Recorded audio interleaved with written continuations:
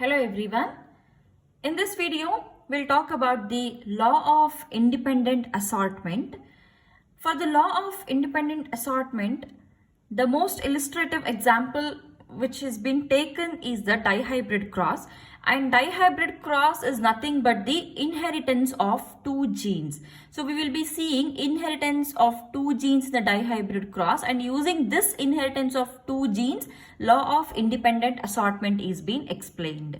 So what exactly is this inheritance of two genes? So the name suggests that two genes or two characters, okay? Two characters are involved in the cross here, or the two characters or two genes are being inherited or transferred from the parent generation to the offspring generation.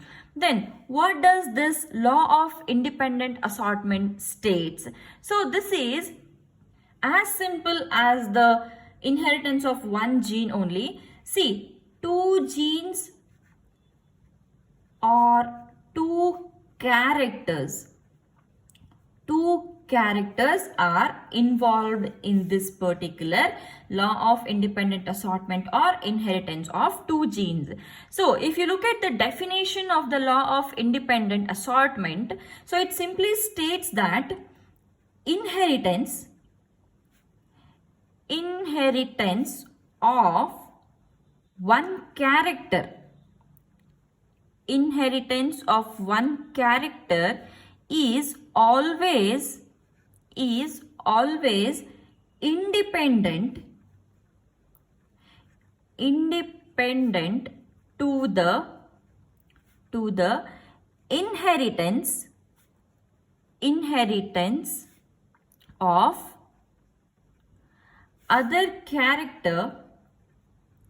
other character in the same individual.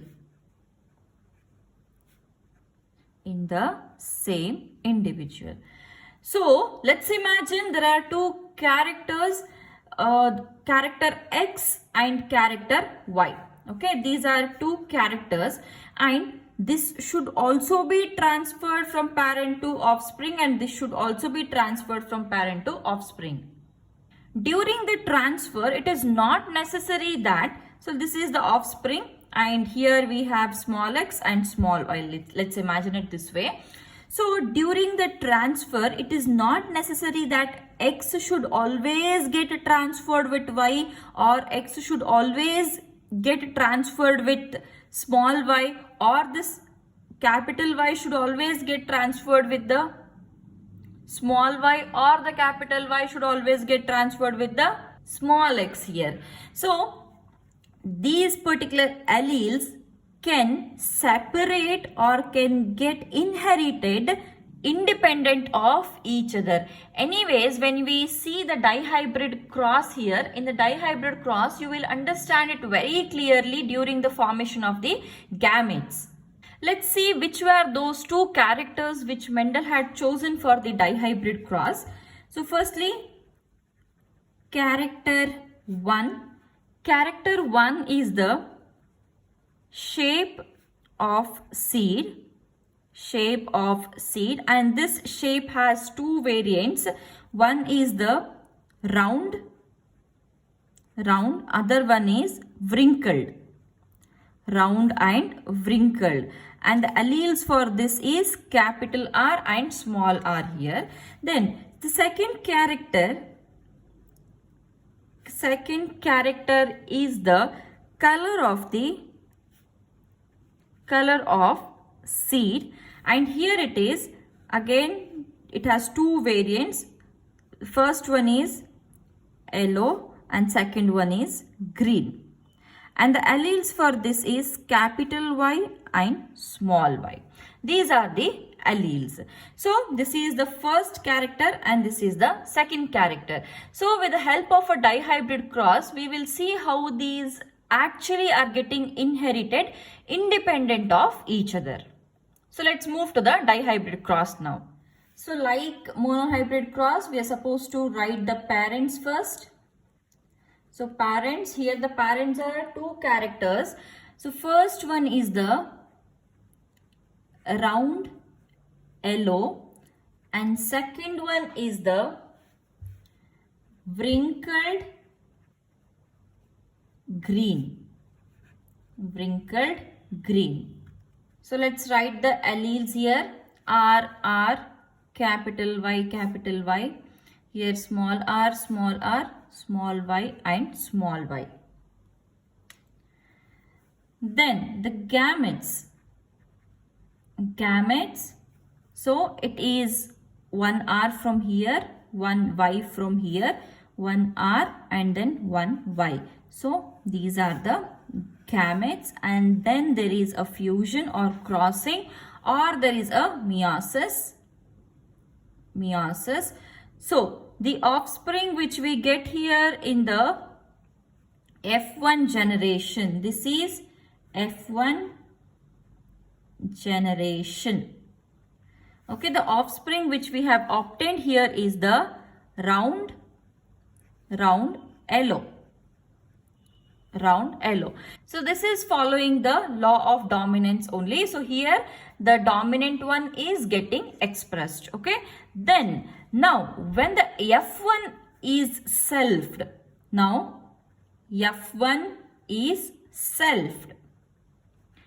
so when the F1 is selfed, so here we again have to write the gametes. See, who will be the parents? The parent will be this individual. Same two plants will be selfed here, just like the monohybrid cross. But now comes the independent assortment. So let me teach the formation of the gametes here, so that you will understand the independent assortment. Then we can again come back to this particular cross here. See, here we have written character 1 and character 2, isn't it? Now let's write the gametes here. We will just take the F1 individual here. It is R, capital Y and capital Y. This is what we have got in the F1 individual, isn't it? In the dihybrid cross, F1 is, this individual is F1. So we are making the gametes out of this individual. So look at this very carefully. Let's split this first. So if you split it, R and small r becomes one side, capital Y and small y becomes on one side. So now let's split this again. We will only speak about this capital R and small r. If you split it, capital R on one side, small r on one side. Now this capital Y, okay, if you split here also, this capital Y and small y will be splitted here. So this capital Y can either go with this capital R, or the capital Y can come here. So let's imagine this capital Y is coming with the capital R. Then this small y should come here. Okay. Now if the capital Y don't want to go with the capital R, then if it wants to go with the small r, let's write it one more set. One possibility is capital Y can go with the capital R. Another possibility is capital Y can go with the small r. Similarly, the small y can either go with the small r, or the small y can go with the capital R. So there is no compulsion that capital Y should go with the capital R only, or the small y should go with the small r only. There is no compulsion here. So this capital Y has 50% chances of going with this small r, small r or the capital R. Similarly, this small y also has the 50% chances of either going with the capital R or the small r. So each allele here has the 50% chances to get inherited with the other allele, whichever it wants. So there is no compulsion here. Okay, there is no compulsion that it has to go or it has to get inherited with this particular allele only. There is no any such compulsion here. So this particular splitting of the alleles here, each and every pair of the alleles is getting splitted here, right? So this splitting is called as the segregation. This splitting is called as the segregation, and getting inherited with any of the allele of its choice is called as the assortment. assortment. So law of independent assortment, what did we study, or how did we define it here? Inheritance of one character is always dependent or is always independent to the inheritance of the other character in the same individual. So it is not necessary that the round has to go with the yellow only or the round has to go with the green. So there is no compulsion. So whichever combination it needs or it wants, it can have that combination. So that is called as the independent assortment. Assortment is getting arranged, so it is getting arranged in whatever combination it wants. So the splitting of the alleles is called as a segregation, and getting arranged in whatever way it wants is called as the independent assortment. So here what we have to observe here is, in the independent assortment here, this is the independent assortment. In the independent assortment, there is law of segregation also. Isn't it? Because the splitting is happening. Segregation means separation. The alleles are getting separated here. So, in the independent assortment, there is segregation also. So, now we'll go back to the cross again. We have already seen the gametes, isn't it? So we had written the gametes just now. So if you write the gametes just by remembering it, it will be very difficult for you guys to write it. So the most easiest method of writing the gametes, I'm teaching it here now. See, Punnett square, we'll have to write the Punnett square or draw the Punnett square here. Okay. So let's take this first as the gamete section. So we'll write it here, gametes. See, how you have to write the gametes here is, choose any one particular character. So since we have taken it as round yellow here, we will first choose the round only. So make 4 here, 1, 2, 3, and then 4. Okay. So again similarly 1, 2, 3 and 4. So here start with the round. 1 capital R, 1 small r, 1 capital R, 1 small r. Okay, this is the first character. Round and wrinkled. Round, wrinkled, round, wrinkled. Capital R, small r, capital R, small r. Next one, next character is the yellow green, isn't it? So that how you have to write is 2 capital Y, 2 small y. First character should be 1 capital R, 1 small r, 1 capital R, 1 small r. Next will be 2 capital Y, 2 small y. Finished. So if you remember this trick, it will be very easy for you to write gametes in the examination without any mistakes. So again, write the gametes here. Same, capital R, small r, capital R, small r, capital Y, small y and small y.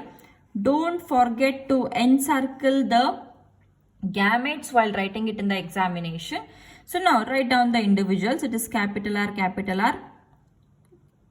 Y and capital Y.